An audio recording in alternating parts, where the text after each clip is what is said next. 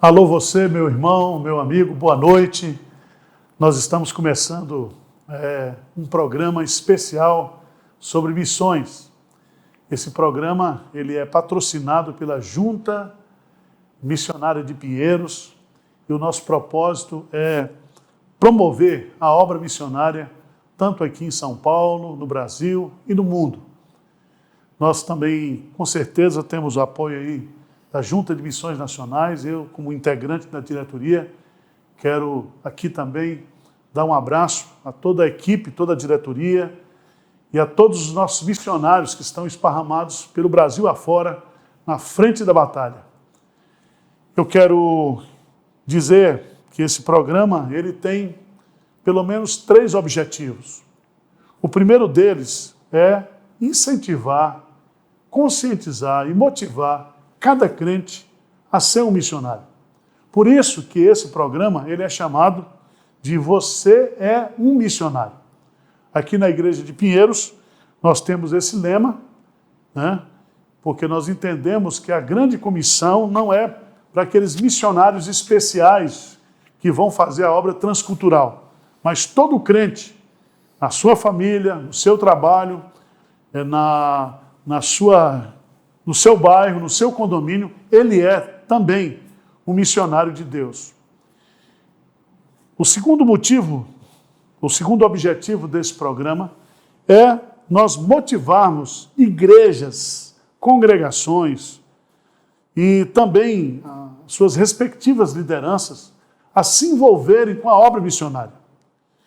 Igreja que não evangeliza se fossiliza. As igrejas que estão estagnadas e que estão morrendo são justamente aquelas igrejas que não estão envolvidas com a obra missionária. Eu quero fazer um desafio aqui aos pastores, aos líderes, presbíteros, aqueles que trabalham na liderança de igrejas locais, para que nós sejamos aqui motivados, encorajados ao envolvimento da obra missionária. Também, o terceiro objetivo desse programa é nós mobilizarmos, recursos, investimentos para a obra missionária. E quando eu falo investimentos, o primeiro investimento, aquele investimento principal, são as pessoas. Nós aqui em Pinheiros, através da nossa junta missionária, temos recebido muitos pedidos assim, de cidades do Brasil, fora do Brasil, dizendo: Pastor Arival, Pastor Hernandes, venha plantar uma igreja aqui na minha cidade. Nós não temos uma igreja aqui que prega a Bíblia, que ensina a Bíblia. E eu quero dizer para você que está aí na sua cidade, no seu país, você é um missionário de Deus. E nós vamos, de uma certa forma, disponibilizar recursos, treinamentos, material para que você possa ser treinado e para que você possa ser um missionário de Deus aí na sua cidade, no seu país. Também, nós precisamos dos recursos materiais. E nós vamos lançar mais adiante aqui uma plataforma onde pessoas aqui no Brasil, indivíduos, empresas, empresários, ONGs, qualquer que seja a entidade, seja ela jurídica ou física, que essas pessoas possam contribuir para projetos específicos na obra missionária. Eu quero, na abertura desse programa hoje, dizer que cada programa, terá um tema específico. Hoje, especificamente, nós estamos trabalhando sobre generosidade no campo missionário, generosidade em missões. E eu quero compartilhar com vocês, um texto da Palavra de Deus que está lá em Atos dos Apóstolos, capítulo 20, quando o apóstolo Paulo diz no versículo 35, Atos dos Apóstolos, capítulo 20, versículo 35. Diz assim a Palavra de Deus: Tenho-vos mostrado em tudo que, trabalhando assim, é mister socorrer os necessitados e recordar as palavras do próprio Senhor Jesus. Mas bem-aventurado é dar que receber. Alguns comentaristas, inclusive Calvino, ele disse que essa bem-aventurança que não aparece no Sermão do Monte, ela é e pode ser intitulada a suprema bem-aventurança. A palavra bem-aventurado significa feliz, abençoado. O termo no grego, makarios, significa dar-nos uma ideia de plenitude, de satisfação, de prazer, de alegria, de bênção.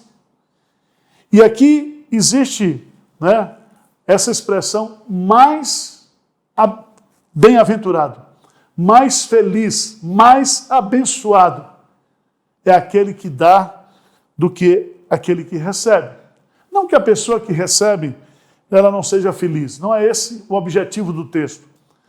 Mas o texto está falando que para nós, né, a semelhança de Deus, que é generoso, que é a fonte de todas as bênçãos, que tem o seu prazer em dar, em oferecer, quanto mais nós praticamos a doação, quanto mais nós somos generosos, mais abençoados, mais felizes nós somos.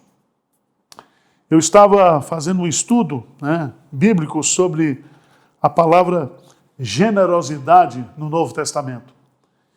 E a palavra generosidade aparece especificamente no grego 8 vezes. Né? E essa palavra sempre está se referindo àquele doar com singeleza de coração, aquele doar sem uma segunda motivação, é aquele doar sem interesse, sem negociação, sem barganha. É aquilo que o próprio Deus faz. Deus, ele é o Pai da generosidade. Você sabe, lá em Gênesis capítulo 1, que Deus mostra a sua grande generosidade quando ele cria todas as coisas, e ele cria o homem, e ele estabelece o homem como co-governador da criação, e o homem então recebe de Deus toda a generosidade em tudo aquilo que Deus criou para que o homem pudesse desfrutar. Desde o relacionamento pessoal com Deus até as coisas que ele tinha para administrar. Aí veio o pecado. E o pecado trouxe o egoísmo, a soberba para o coração do homem, rompeu o seu relacionamento com Deus. E o homem agora começa a questionar se Deus é generoso, se Deus é bom ou não. E o homem começa a viver uma insatisfação interior, achando que ele teria mais prazer, que ele seria mais feliz se ele tivesse aquelas coisas que Deus não lhe deu.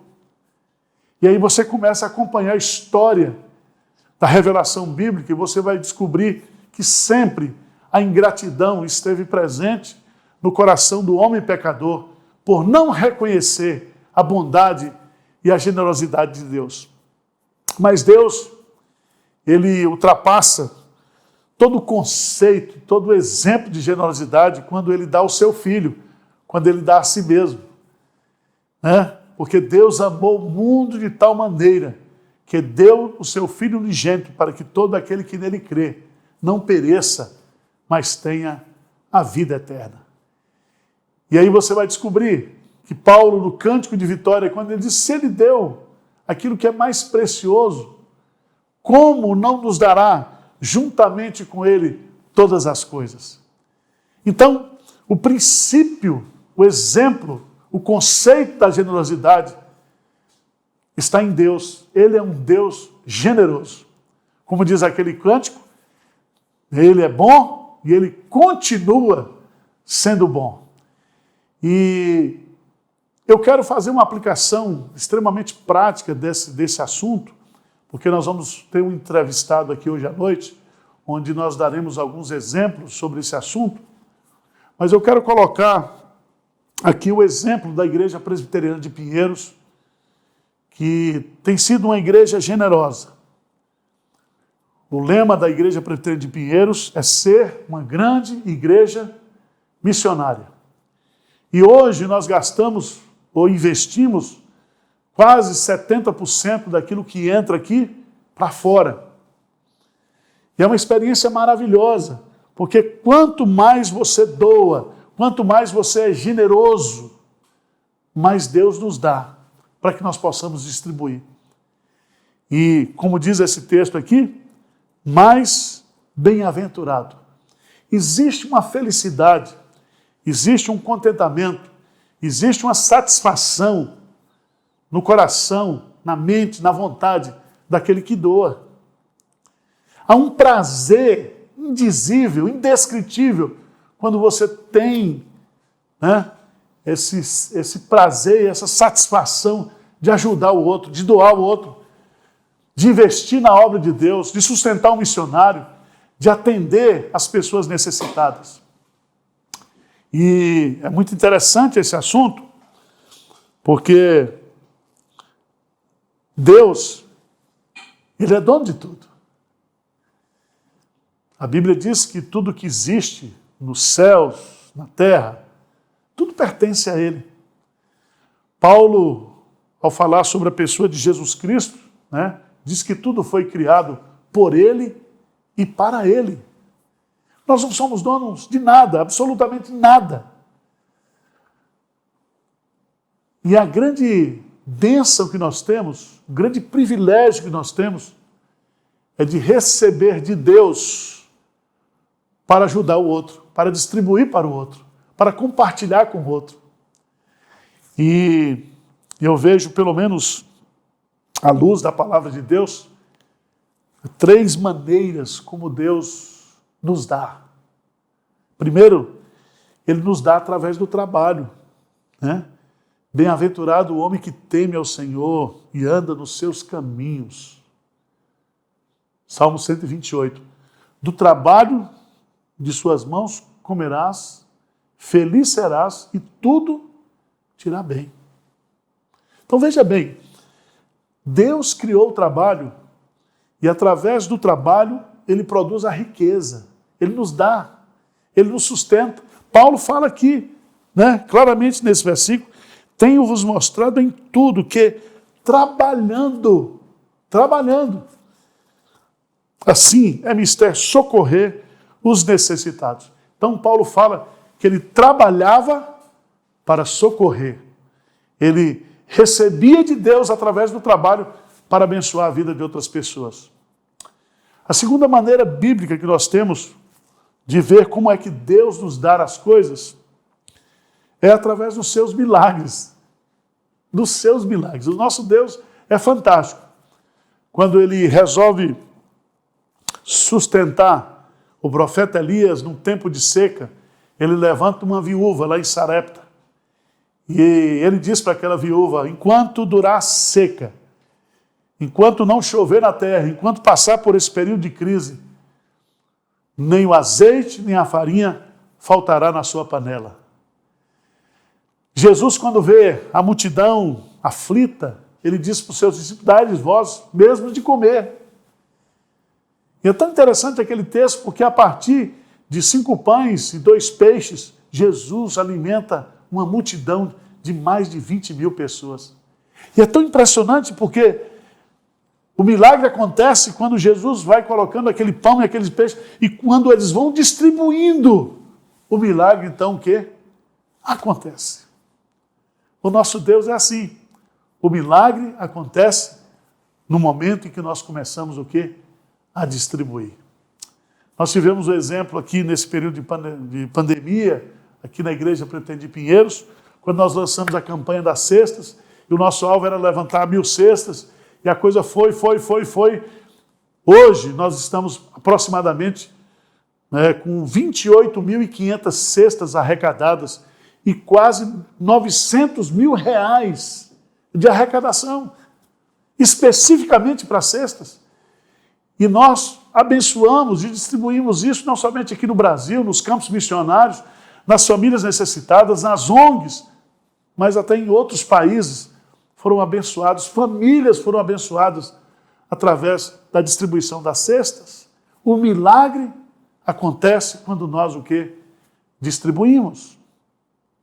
Mas a terceira maneira bíblica que a gente aprende que Deus nos dá trabalho, os seus milagres, mas também através da generosidade.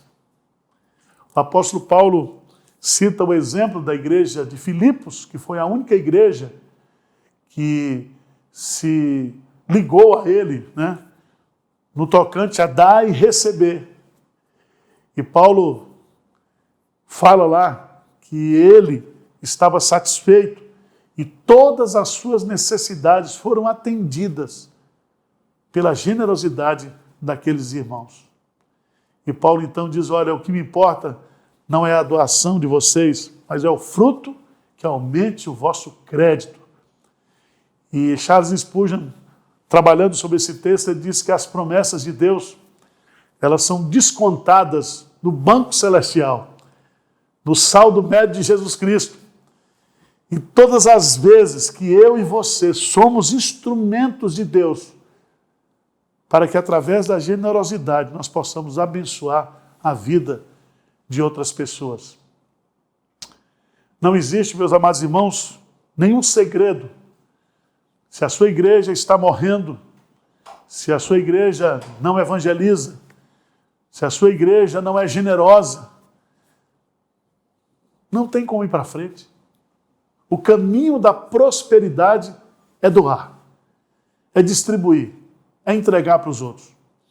Então, eu quero fazer um desafio para você. Fique conosco, nós vamos entrevistar aqui um irmão nosso, o irmão André Toledo, que vai dar o seu testemunho aqui. Sempre em cada programa, de acordo com o tema, nós vamos trazer uma pessoa que esteja envolvida sobre o assunto que nós estaremos tratando.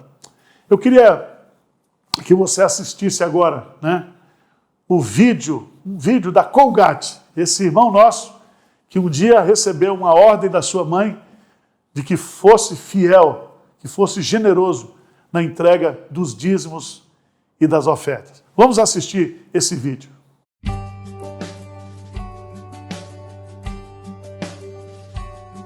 Certamente você conhece e já adquiriu pelo menos um desses produtos. Quando você ouve a palavra Colgate, logo vem à sua mente a famosa pasta de dente. Mas por trás desse nome está uma história de fidelidade e parceria com Deus. William Colgate nasceu na Inglaterra em 1783. Para fugir da pobreza, sua família embarcou em um navio para os Estados Unidos e lá se estabeleceram em uma fazenda. Mas o trabalho era duro e ainda assim não conseguiam se recuperar financeiramente. Foi aí que o jovem William decidiu que iria tentar a vida na cidade de Nova York. Sua mãe era cristã e, ao saber da notícia, abriu a Bíblia e pediu para que o filho lesse em voz alta o capítulo 13, versículo 10 de Malaquias. Este foi o único conselho de sua mãe antes dele partir, que de tudo que viesse à sua mão, primeiro separasse o dízimo para Deus.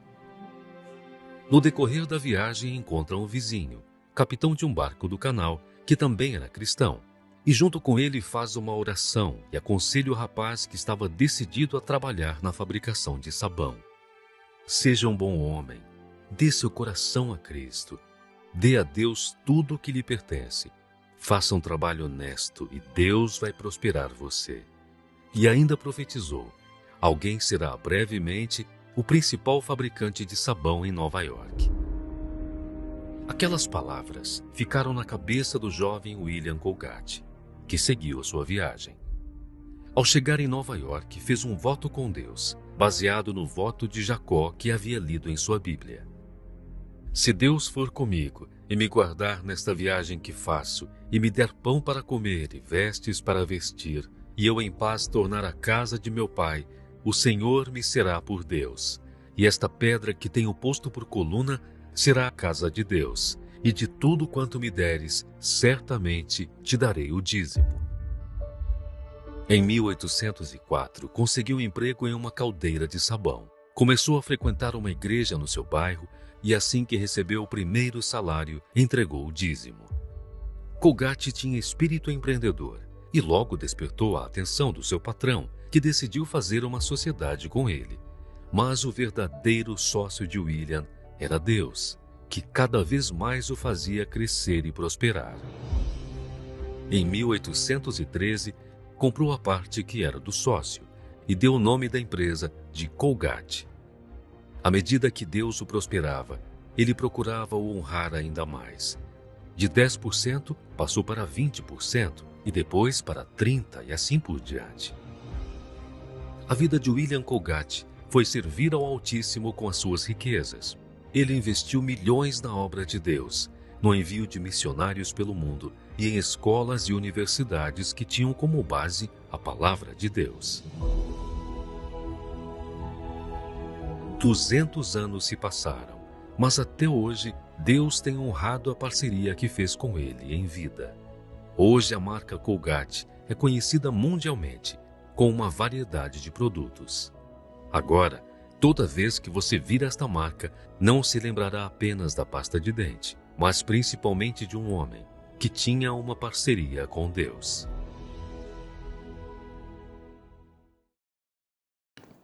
Muito bom, estamos de volta e eu quero dar boas-vindas a você que está entrando agora no canal e já convidar você para deixar seu comentário também. O programa está estreando hoje, que chama Você é um Missionário. Eu tenho certeza que esse programa vai falar muito com você e deixe seu comentário participando, que nós teremos entrevista e depois tem mais uma parte com o pastor Arival. Enquanto isso, eu quero dar boa noite para quem já deixou um comentário, a Núbia Alves, que falou treino ser missionário de Deus. A Wanda também falou, pastor Arival, Deus o abençoe, que Deus use esse programa, a sua vida, para avivar a IPB, igrejas locais, pastores e membros, a se despertarem, a envolverem com missões. Obrigada, Wanda. Também o Adriano Cardoso falou, boa noite, irmãos. Senhor, eis-me aqui, cumpra o teu propósito em minha vida. Ele é de Mossoró, Rio Grande do Norte, Adriano Cardoso.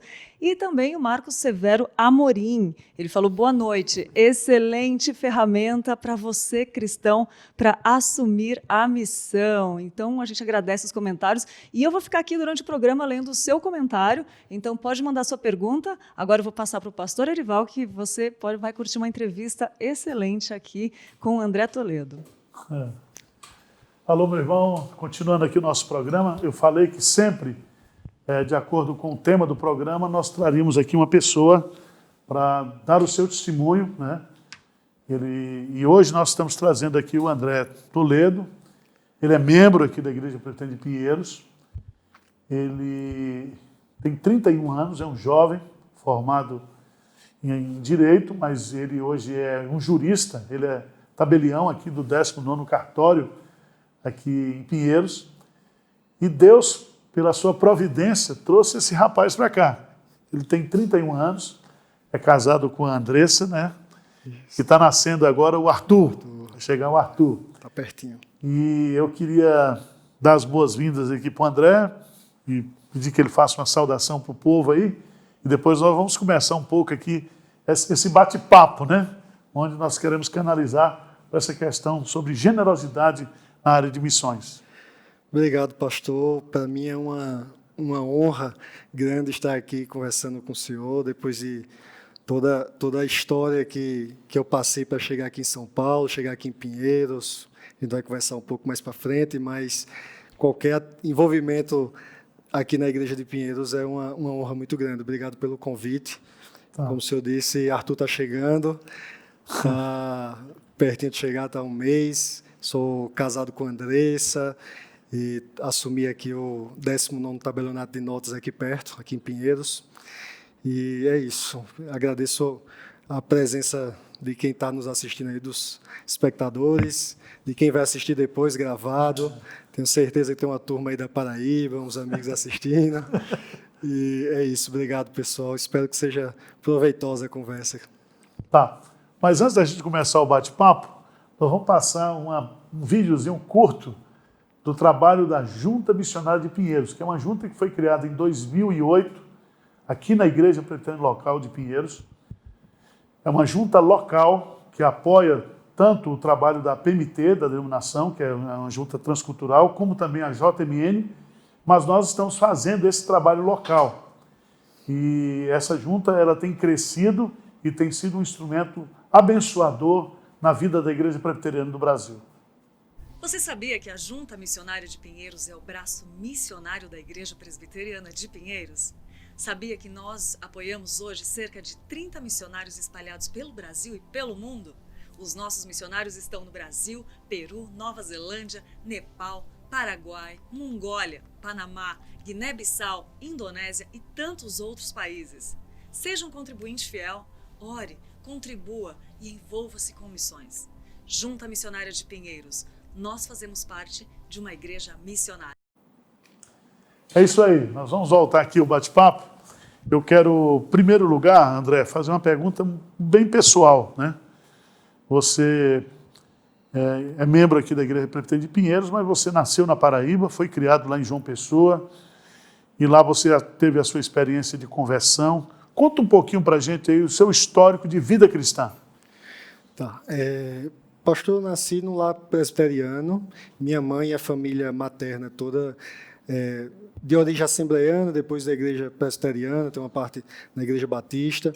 Mas eu nasci em escola bíblica dominical, clube bíblico, todo o caminho natural dos acampamentos e tudo mais. E era membro da igreja presbiteriana de Tambaú. Nasci na igreja presbiteriana de Manaíra, depois fui para a igreja presbiteriana de Tambaú, que foi plantada pela de Manaíra, né? E fiquei lá até 2015. 2015 eu fui para Marília, ali para a região de Marília, na verdade, para Getulina. Eu assumi um cartório lá e me mudei para lá. E durante essa trajetória eu conheci a igreja de Pinheiros aqui primeiro através dos vídeos e toda vez que eu comecei a vir aqui para São Paulo para os cursos, para as provas, eu já estava visitando aqui a igreja já há um bom tempo. Então, assim, a trajetória cristã, digamos, resumida, é essa. Certo. Agora, André, isso é muito importante a gente entender, né? Deus, ele dirige a nossa vida, né? E a Bíblia fala muito, né, sobre essa questão de que, aliás, Jesus não faz diferença entre a nossa vida material e a nossa vida espiritual, né? Sim. As coisas estão... Aliás, a forma como nós usamos os bens materiais é uma expressão da nossa espiritualidade, né? Aliás, Jesus diz, nós não podemos servir a dois senhores, né? Ou servimos a Jesus ou servimos as riquezas. Eu sei que você vem de uma família de classe média e batalhou bastante, né? Você é um jovem. Eu me lembro que o fato de você ter vindo para São Paulo, para o 19º tabelião aqui de Pinheiros, isso foi um milagre de Deus. Você concorreu com gente do Brasil inteiro. Você estudou, mas houve também aí a sua mãe, né? Sim. Que é uma guerreira da oração. A família toda orando, você orando, e aquele negócio todo, e veio parar aqui em Pinheiros. Você podia ter parado no Braz, na Zona Leste, na Zona Sul, né? E você vê a mão de Deus. E como é que você interpreta tudo isso? Pastor, em relação a esse ponto da generosidade, isso começou em casa, lá com minha mãe. Ela me ensinou bastante que a gente tinha dois pilares ali, ó. Tinha a generosidade e o compromisso. Sim. Que a generosidade ela pode flutuar, mas você tinha que ter o compromisso. Então, assim, nessa trajetória cristã, teve determinados momentos que eu estava intelectualmente convencido da minha fé, mas eu estava meio que cristão nominal ali e o compromisso sempre existiu. E esse compromisso, ele me fez, em determinado momento, me envolver, e aí, me envolvendo, eu entendi, acho que, a essência do cristianismo mesmo, e a generosidade brotou daí, do compromisso. Então, acho que isso foi interessante, ela ter ensinado esses dois pilares. Eu via nela, no meu pai, a generosidade, mas ela sempre falando de ter o compromisso, e do compromisso o seu envolvimento vem natural, né? A gente começa a orar, a gente começa a acompanhar a obra. E especificamente, em 2016, eu estava vivendo um ano, um divisor de águas. Eu tinha saído de João Pessoa, estava no interior, na região de Marília, e num cartório muito pequeno, numa cidadezinha de Getulina, num distrito, e estudando para ir para uma cidade melhor. Mas nem São Paulo já era um sonho, Brás já era um sonho. Qualquer cidade da região metropolitana de São Paulo era um sonho. Eu estava sonhando com cidades de 30, 40, 50 mil habitantes. E minha mãe orando muito, a gente orando muito. Foi um ano... são várias fases do concurso, né? Então, toda fase eu vinha aqui para a Igreja de Pinheiros, orava, pedia oração, estava envolvido aqui. Nem olhava, tinha um cartório só em São Paulo, no meu grupo, eu nem olhava. Isso era muito distante para mim, era para daqui alguns anos. E Deus fez um milagre, que se eu contar aqui, acho que vai levar a nossa hora toda, mas eu vi a intervenção milagrosa mesmo, em várias fases, a resposta à oração, a oração da minha mãe, a oração da minha família, da minha esposa, que era namorada na época, e Deus, de repente, o único cartório que eu nem sabia que era em Pinheiros, quando eu vi, mesmo que Deus estava dando muito mais do que eu imaginava, eu fui olhar em Pinheiros, então aí já ficou claro que tinha que vir para cá mesmo. Você concorreu com muita gente do Brasil todo, né? Procuradores, gente É um concurso que ele agrega tanto os estudantes de concurso normal, quanto quem já está na sua atividade, né? Então, você tem juízes, tem procuradores, tem advogados, tem outros tabeliães que querem ir para um cartório maior, uma cidade melhor. Então, lá nós tínhamos milhares, depois ficou 220, depois 69, depois foi restringindo, e na prova oral consegui ficar em... Aí o paraibano eleito, antes da fundação do mundo, ganhou. Verdade. Você ficou em que lugar? Eu fiquei em terceiro. Terceiro lugar? Terceiro, sendo que tinha uma pessoa na minha frente que assumiu no grupo da remoção e foi para um outro cartório aqui na capital. Tá. E eu assumi em segundo lugar. Segundo lugar. Pinheiros, esse cartório, nós temos aqui o Vanpré, que a gente sempre usa, e eu conhecia muito pouco esse 19º cartório. Agora nós estamos lá. Gente, por favor, vamos fazer escritura, reconhecer firma, ali do lado do Shopping Eldorado, tá certo? Para abençoar a vida do André. Mas uma coisa que me impressionou, você veio aqui para a igreja, né? E você disse para mim, né? Assim, pastor, o meu coração é um coração missionário, né? E eu quero assumir um compromisso diante de Deus, você já está fazendo isso. Eu acho que hoje você já deve estar gastando aí uns 20% do lucro do cartório na obra missionária, né? Você já está ajudando a Junta de Pinheiros, você está ajudando a plantação de igreja no Nepal, você tem feito um trabalho também na Paraíba. Dê o seu testemunho sobre isso, que isso é muito importante, porque nós temos que entender que se Deus está nos dando prosperidade material, é para a gente distribuir, é para a gente abençoar, é para a gente investir no reino. Jesus diz, não acumuleis tesouro nessa terra, mas vamos usar os tesouros dessa terra para acumular tesouros celestiais. Fala aí, André, um pouco. Então, pastor... Fala ali para o povo, naquela câmera ali.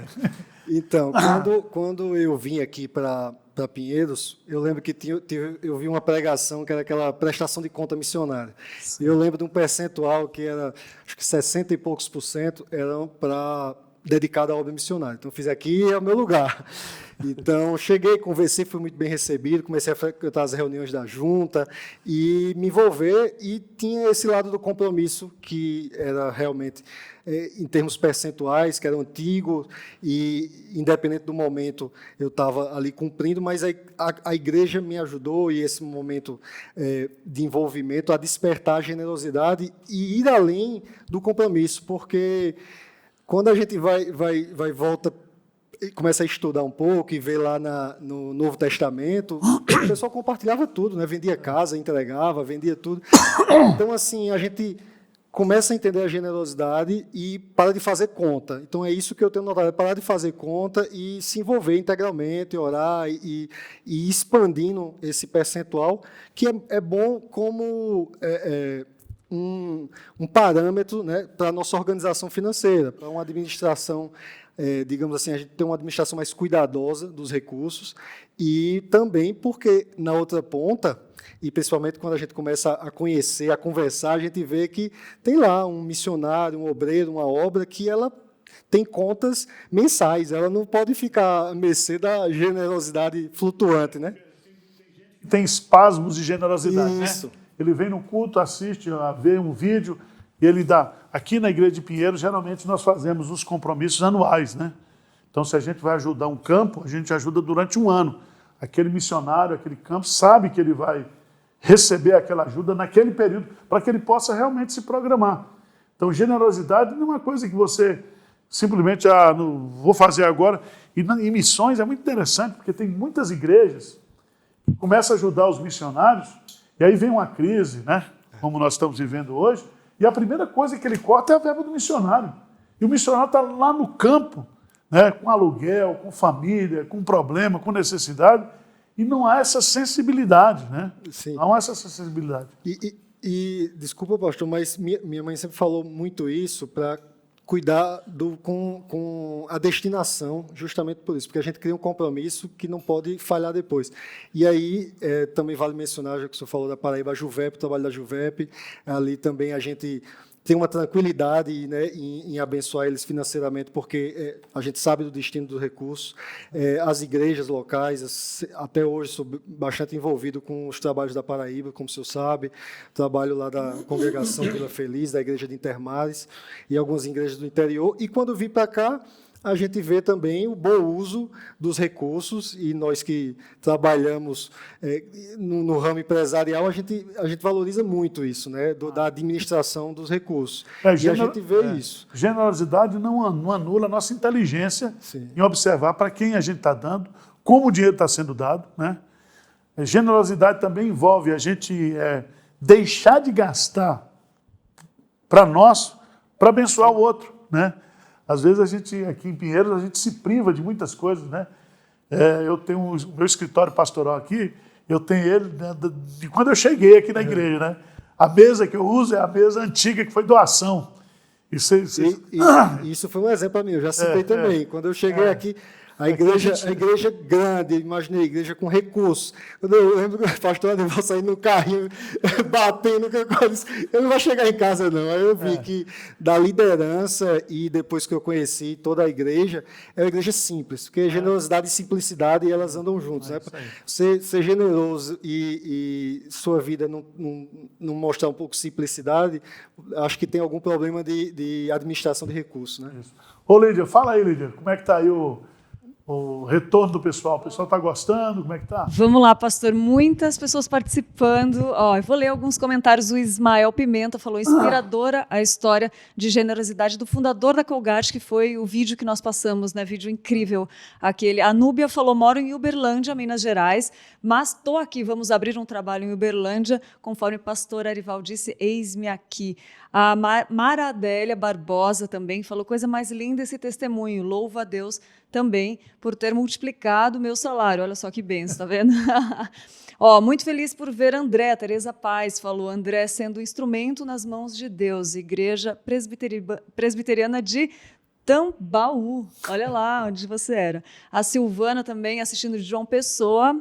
E vamos lá, tem uma pergunta aqui para o pastor Arival. Vamos lá, a Wanda perguntou: pastor Arival, que orientação, exortação o senhor daria a uma liderança de igreja que não investe em missões e ainda desestimula a igreja local a não se envolver com missões por não ter dinheiro?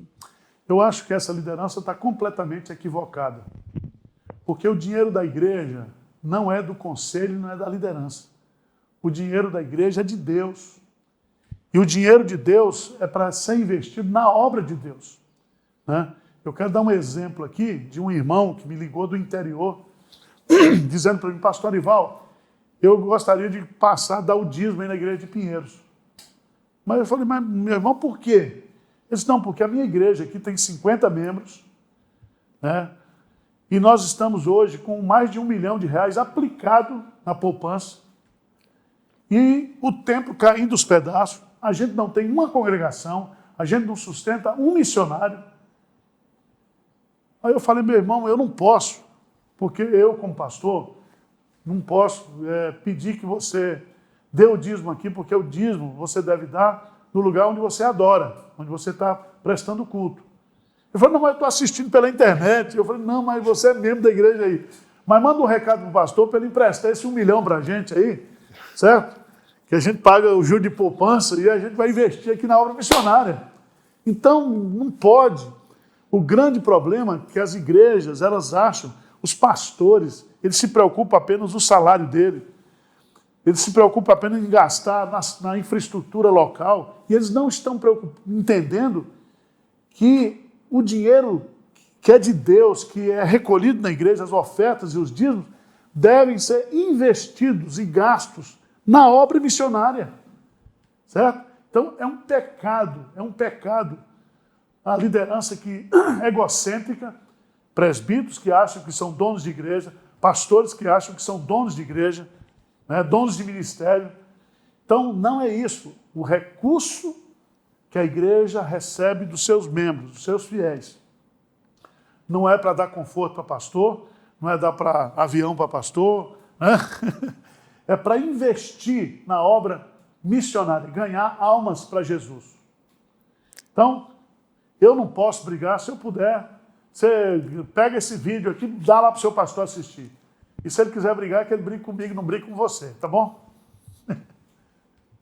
Muito bom, muito bom. Tem mais a Cimélia Paiva Guedes, falou: graça e paz, sou da primeira igreja presbiteriana de Divinópolis, Minas Gerais. Deus continue derramando graça sobre a liderança dessa amada igreja. A Rosângela também mora em Peixoto de Azevedo, Mato Grosso. Gostaria que um dia o pastor Hernandes viesse nos visitar, falou. Parabéns pela iniciativa de missões, a William falou, a Norma também falou: Deus te abençoe, André.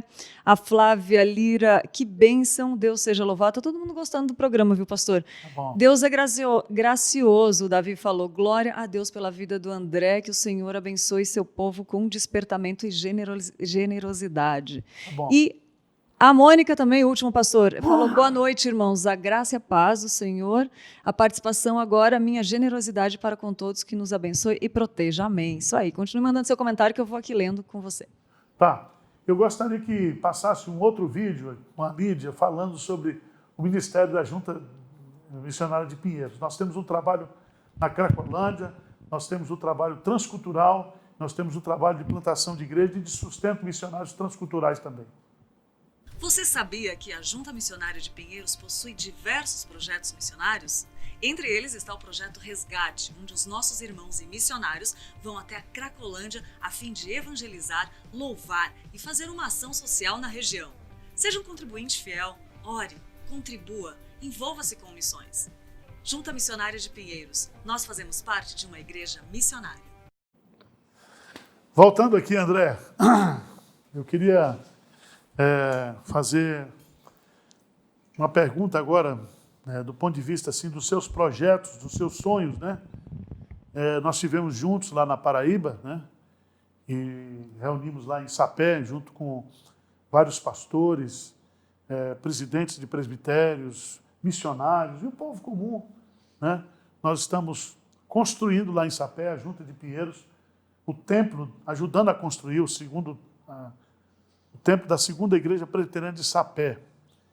E existe no seu coração, no coração de muitos irmãos, o desejo de, em 10 anos, plantar 50 novas igrejas em municípios da Paraíba que não têm a presença da igreja presbiteriana. O que você está pensando sobre isso? Fala um pouquinho sobre isso. Exatamente, pastor.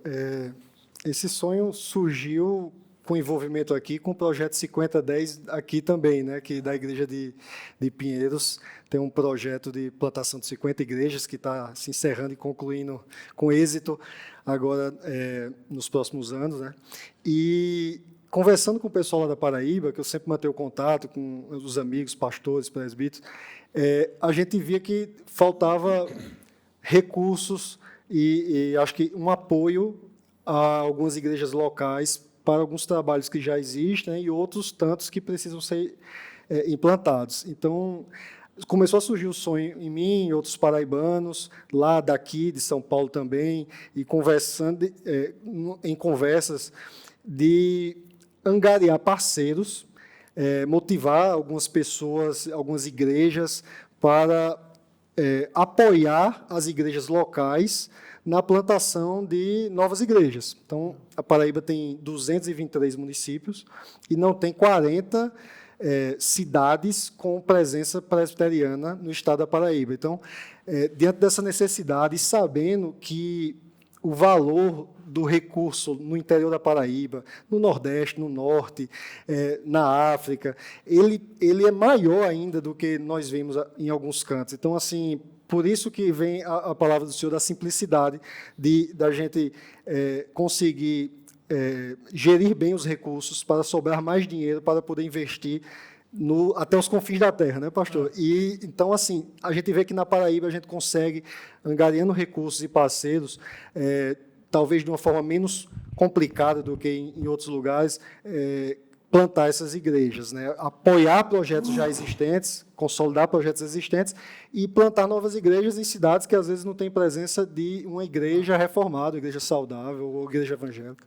Isso, quero, você que está me assistindo aí, existe um clamor, né? Eu creio que as redes sociais hoje têm levado a divulgação da fé reformada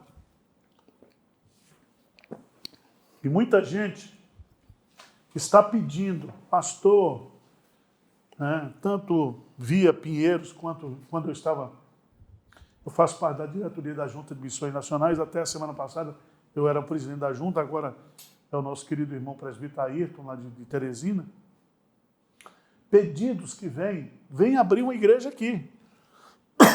Mas quando você vai para a palavra de Deus, você descobre que igrejas nascem a partir de iniciativa de pessoas. Por isso que nós estamos enfatizando. Você é um missionário. Então você pode começar e nós vamos disponibilizar como Junta Missionária de Pinheiros, através da EAD, nós vamos disponibilizar curso de pequenos grupos, curso de pregação, material para você usar nos pequenos grupos, certo? Treinamento de liderança, interpretação bíblica, pregação, liturgia, como organiza um culto reformado. Já está disponível. Então, você entre em contato conosco, nos procure através da Junta Missionária de Pinheiros, aqui na nossa sede, que nós vamos motivá-lo, vamos incentivá-lo a fazer esse trabalho. Porque, irmãos, se a gente ficar esperando a ida de um missionário, né, aí você tem que levantar o recurso para o missionário, você tem que levantar o local para alugar na cidade. Então, isso custa muito caro. Mas se nós já tivermos um núcleo básico aí, que começa aí na sua casa, na sua empresa, você reúne aí já 5, 10 famílias, essas famílias começam a contribuir, isso facilita, né, o trabalho de expansão da Igreja Presbiteriana no Brasil. Nós temos mais de 5.000 municípios no Brasil e a Igreja Presbiteriana está presente apenas em 1.500. Nós temos aí mais de 3.500 municípios sem a presença da Igreja Presbiteriana. E sem a presença daquilo que a gente chama hoje da pregação bíblica, da sã doutrina, da fé reformada, né? O que cresce muito no Brasil são as igrejas pentecostais e neopentecostais. E tem muita gente das igrejas pentecostais e neopentecostais hoje aderindo à fé, né? A fé reformada, entendendo que esse evangelho diluído, esse evangelho da prosperidade, ele é falso, ele é enganador. Então, nós temos que plantar igrejas saudáveis. Por isso, nós precisamos do apoio, do seu apoio. E essa é a ideia desse programa. Você é um missionário de Deus aí na sua cidade, no seu bairro, no seu condomínio. É isso aí, pastor. É um retorno ao século I, né? Tudo começa em casa. Tem gente que quer começar já terreno, construindo, ouvindo. Começa em casa, forma um grupo. O pessoal lá na Paraíba, isso que o senhor falou é muito verdade. A gente tem estudado muito lá, quando conversa com alguns pastores de congregações pequenas, como eu citei da Vila Feliz, de bairro, que você, na pandemia, todo mundo ficou em casa, muita igreja fechou, e eles assistindo aqui os cultos, e outros de outras igrejas também com uma fé bíblica, e entenderam e viram que queriam congregar igrejas com essa teologia, e tem procurado as cidades vizinhas e falado. Então, a gente tem muita cidade lá que já tem pessoas esperando, então a gente precisa que aquele que tome uma iniciativa, que reúne um grupo, que comece na sua casa e que depois a gente aluga um local, depois compra o terreno, constrói, vai alguém, e assim vai crescendo. E essa igreja, que começa num projeto desse, ela se torna missionária e já vai também plantar outras igrejas, e assim... Foi assim no século I. E Você tem que ser tem um assim. exemplo bíblico da igreja de Antioquia. Está lá, houve a dispersão com a perseguição de Paulo, no capítulo 7, com a morte de Estevão, capítulo 8, e diz que todos iam por toda parte, tagarelando, pregando a palavra. E a igreja de Antioquia, ela surgiu, ela nasceu, justamente porque alguns judeus resolveram falar para os gregos. E os gregos se converteram. E surgiu a Igreja Presbiteriana de Antioquia, que foi pastoreada, nada mais, nada menos, por Barnabé e Paulo. Lá no capítulo 13, essa igreja local que surgiu, não porque os apóstolos pregaram, mas porque gente simples pregou, leigos pregaram, essa igreja surge e se torna a igreja que vai ser instrumento de Deus para o trabalho de missões mundiais, missões transculturais. A partir de Atos 13, começam as viagens missionárias de Paulo e Barnabé, e aí o evangelho vai chegar até Roma e até os confins da terra na época. Então, quem conhece um pouco da história da igreja presbiteriana no Brasil sabe que muitas igrejas grandes que existem hoje, elas nasceram, surgiram em residências, em cultos de evangelização, em pequenos grupos, e hoje são igrejas fortes, São igrejas fortes. A história da Igreja Presbiteriana de Pinheiros, que começou em 1902, e em 1906 foi organizada a igreja, começou porque alguns irmãos saíram em charretes, lá do centro de São Paulo, e vieram evangelizar aqui em Pinheiros. E em 4 anos, através do trabalho, na época, de distribuição de folhetos, de evangelização, surgiu a Igreja Presbiteriana de Pinheiros. Então, a denominação Igreja Presbiteriana do Brasil hoje existe por quê? Porque um jovem saiu lá dos Estados Unidos e viveu aqui 8 anos, e morreu aos 34 anos, e hoje nós somos a Igreja Presbiteriana do Brasil. Então, nós precisamos individualmente entender que precisamos pagar o preço, não da redenção, porque esse Jesus já pagou, mas o preço da proclamação, o preço da missão. É por isso que o nosso lema é: você é um missionário. Lídia, por favor. O William Oliveira falou assim: Pastor Erival, desde o anúncio do programa, tive a certeza de que esse seria uma bênção. A história da família Colgate e a presença do André, também priorizado por sua mãe, demonstra o amor de Deus. É bonito ver esse trabalho missionário, já começa em casa, né? Iriesse, vou enviar o vídeo para uma irmã que trabalha com jovens, tem muita gente participando. E a Elizabeth Rocha falou: a paz do Senhor, muito importante essa palavra, eu amo missões, estou me envolvendo cada vez mais e temos que enfatizar isso na igreja, porque todos são missionários. E a Wanda Almeida também, a Wanda está sempre junto com a gente aqui, ela falou que um programa que esclarece, porque esclarece a igreja sobre missões, era a lacuna que precisava ser preenchida na pauta da IPP-TV. Me reapaixonei pela IPP e IPP-TV, sucesso e louvor para a glória de Deus. É isso aí. O Ângelo também, deixa eu baixar aqui um pouquinho, o Ângelo também que falou que Deus continue abençoando e inspirar a IPP na obra missionária. Tivemos a honra de testemunhar o trabalho do pastor Samuele em Pistoia, na Itália. Esse é outro grande testemunho, né, pastor Erival? Sim, sim. A nossa junta missionária aqui, ela tem ajudado nesses últimos anos, em parceria com a PMT, que é o órgão missionário transcultural da Igreja Presbiteriana no Brasil. E o missionário ele vai para o campo e várias igrejas contribuem para o sustento desse missionário. Nós estamos agora numa experiência nova lá na Itália, que é usar um italiano nativo, e nós estamos investindo no custo total dele, a Igreja de Pinheiros, é um custo alto, o aluguel do imóvel, certo? Isso representa o investimento hoje aproximadamente de 4.500 a 5.000 euros por mês, né? E a gente tem visto os resultados. Ontem, no culto agora de domingo, nós tivemos lá mais de 50 pessoas participando do culto, entre crianças e famílias. Nós estamos lá com 4 famílias novas de italianos sendo discipuladas para o batismo e a pública profissão de fé. Em plena pandemia, né? Em plena pandemia, né? Então, Deus tem sido generoso para conosco. Agora, eu queria dizer 2 coisas que, na experiência da gente, André, a gente vai aprender. Primeiro, a coisa mais importante da obra missionária são as pessoas, certo? A pessoa mais importante no projeto missionário de plantação de igreja é o missionário, certo? O dinheiro, Deus é dono da prata e do ouro, Deus manda o dinheiro, certo?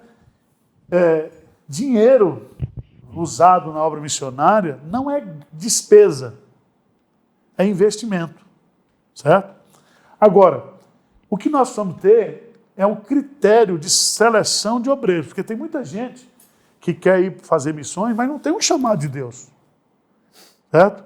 É um tipo assim de missionário turista, que quer fazer transcultural. A quantidade de gente que se ofereceu para ir para a Itália, para a Europa, né? Toledo, né? Para Toledo, lá na Espanha. O cara chega, não, eu quero ir porque Deus me chamou. Mas como é que Deus te chamou? Porque, veja bem, quem não evangeliza, quem não ganha almas, quem não é usado por Deus para converter pessoas onde ele está, não vai ser usado por Deus para ganhar alma em lugar nenhum. Então, se você quer ser um missionário transcultural, prove o seu chamado plantando uma igreja aqui no Brasil, certo? Ganhando vidas aqui no Brasil.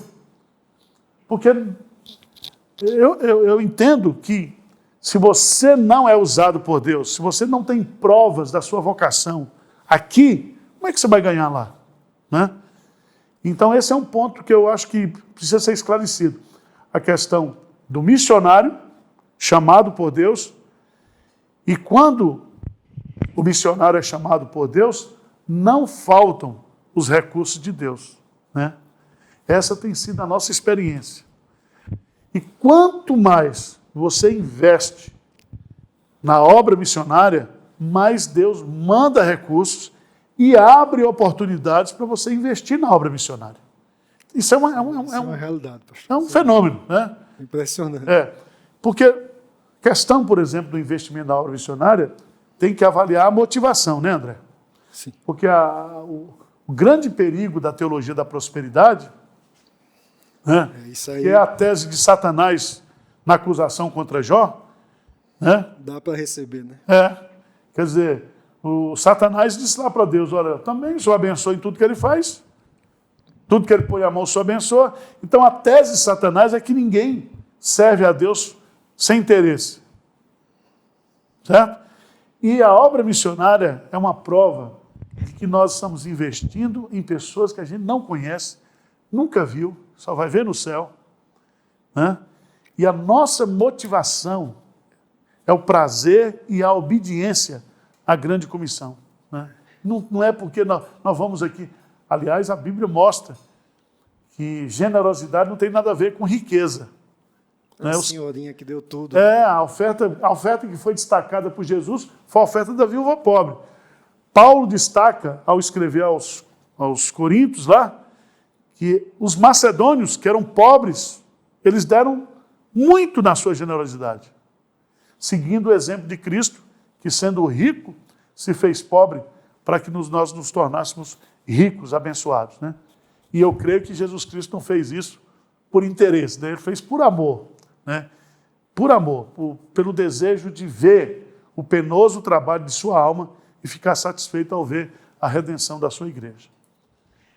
Fala, Lídia. Pastor, tem 2 comentários aqui que eu queria pedir o seu conselho. A Rosângela falou, gostaria que alguém com o nível de conhecimento de vocês viessem nos ensinar. Isso é muito comum a gente ouvir pessoas falando que gostariam de ter pregadores ou pessoas que têm o conhecimento aqui da Igreja Presbiteriana de Pinheiros, no lugar onde moro. Quais os conselhos que o senhor dá? Gente, hoje eu entendo que assim como a imprensa foi um instrumento de Deus para a reforma da fé protestante, para a igreja voltar, a Bíblia voltar às suas origens, as redes sociais hoje são. Nós estamos falando com você aqui, estamos falando com o mundo inteiro, de uma salinha aqui no Alto de Pinheiros. Então, nós temos a EAD, está disponível, todos os cursos, os treinamentos. Nós temos aí a TV, IPP Pinheiros. Nós temos aí centenas de sermões gravados. E se for para outro país, nós estamos agora com a legenda em inglês, nós estamos agora com aquela legenda de surdos e mudos, né? Então, nós estamos fazendo a nossa parte. Agora, o dom da onipresença nós não temos ainda, né? Certo? Reúne em casa, coloca na televisão. Reúne em casa, põe a televisão, prega, faz o culto, dirige o louvor, na hora da mensagem, põe a mensagem, né? Vocês têm que se virar aí, ué. É verdade. Aliás, a Wanda, pastor, comentou isso. Ela falou, estou com um pequeno grupo de pessoas que era neopentecostal e uma irmã me convidou para dar estudo uma vez por semana em sua igreja. Olha que legal, a Wanda acompanha a gente direto aqui. Isso aí, Wanda. Isso aí, Wanda. Né? E outro comentário, pastor, que eu queria pedir a opinião de vocês também, a NS falou assim, estou amando este programa e esses projetos, pena que já estou velha, me converti tarde. Se fosse nova, iria sair pelo mundo falando de Jesus. E o que o senhor fala, pastor, então? Que ela falou assim, estou velha, mas converti tarde. Se fosse nova, iria sair pelo mundo falando de Jesus. Quais os conselhos que o senhor dá para ela? Não faça isso não. Você converteu na hora certa. Certo? O Espírito Santo nunca chegou atrasado.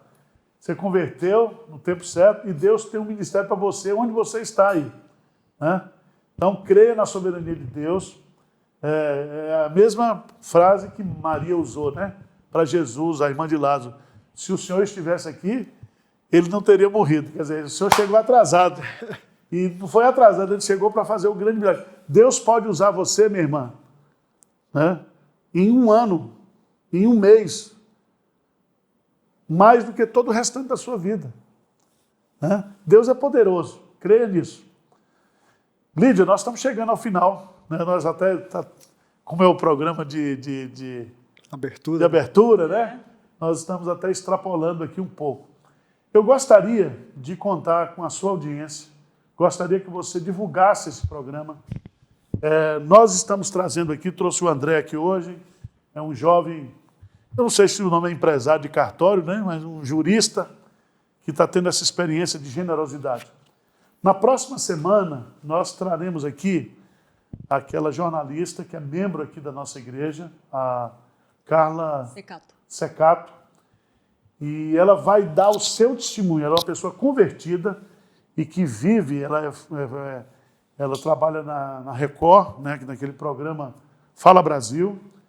Ela é uma pessoa que tem um testemunho muito forte de conversão e ela vai estar falando aqui como é ser uma missionária de Jesus nesse mundo jornalístico, né, nesse mundo da mídia.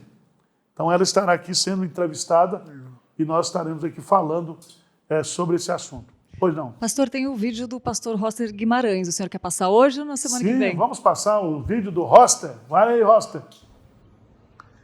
Olá, meus queridos irmãos e irmãs, boa tarde. Aqui quem fala convosco é o pastor Roster Guimarães Lopes, pastor da Igreja Presbiteriana Unida de São Paulo. Eu estou gravando esse vídeo aqui para meditar com vocês em Marcos 16:15, que diz: ide por todo mundo e pregai o evangelho a toda criatura. Esse mandato da evangelização não foi dado somente aos 12 apóstolos, mas a todos os discípulos de Cristo em todos os tempos. Ele exige de nós que nós saiamos da nossa comodidade. Jesus disse, ide por todo mundo. Exige de nós que nós preguemos o evangelho. A boa notícia de que Deus amou ao mundo de tal maneira que deu o seu Filho unigênito para que todo aquele que nele crê não pereça, mas tenha vida eterna.